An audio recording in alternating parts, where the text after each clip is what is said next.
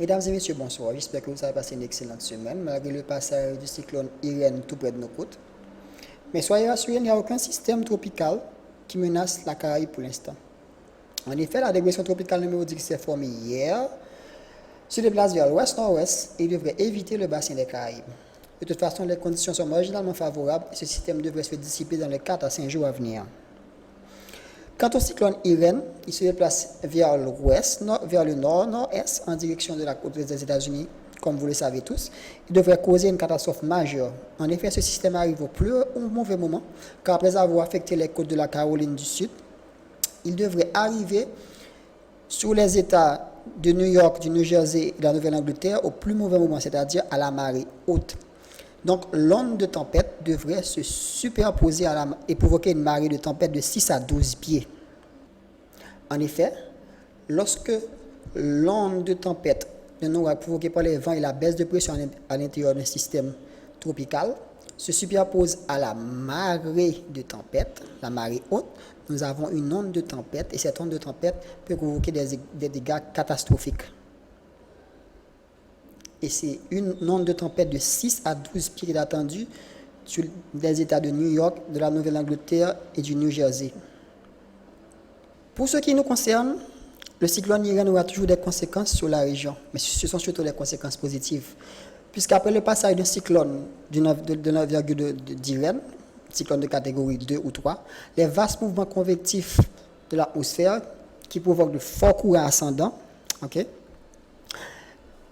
provoque un déséquilibre entre les couches inférieures et les couches supérieures de l'atmosphère. Donc, lorsqu'il y a déséquilibre, il doit y avoir un rééquilibrage. Et ce rééquilibrage va se faire par des mouvements de subsidence, donc de l'air descendant qui va se comprimer, s'assécher et provoquer un temps plus ou moins beau sur la région. Et également, nous protéger contre la formation de systèmes tropicaux. Enfin, diminuer le risque, bien sûr. Comme vous pouvez le voir sur cette carte, vous voyez les prévisions, ces couleurs-là, ce sont des couleurs qui indiquent de l'air subsidant. Le vert que nous avons aujourd'hui et pour les semaines à venir, la semaine prochaine, ces couleurs-là représentent de l'air sec, de l'air descendant. Mais d'ici la fin du mois, au début du mois de septembre, nous aurons encore des mouvements ascendants dans la région. Donc les conditions redeviendront favorables sur notre bassin. Et sur notre pays, tout ça va se traduire par un temps partiellement ensoleillé et des orages isolés samedi et dimanche sur tout le pays. Une mer relativement calme, mais plus ou moins agitée le long des côtes nord et dans le golfe de la Gonâve.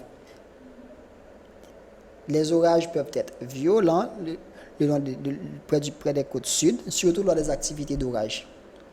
Pour Port-au-Prince et ses environs, on aura samedi quelques orages, température de 31 degrés centigrades ou de 24 degrés, ou de température minimum de 24 degrés centigrades, bien sûr. Dimanche, quelques orages, température maximum de 32 degrés centigrades, un minimum de 23 degrés centigrades. Il fera particulièrement chaud samedi vous aurez l'impression d'une température de 43 degrés centigrades.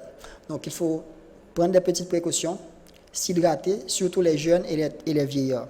Mesdames et messieurs, c'était votre bulletin météorologique. Je vous souhaite de passer un excellent week-end et on se retrouve lundi. Au revoir.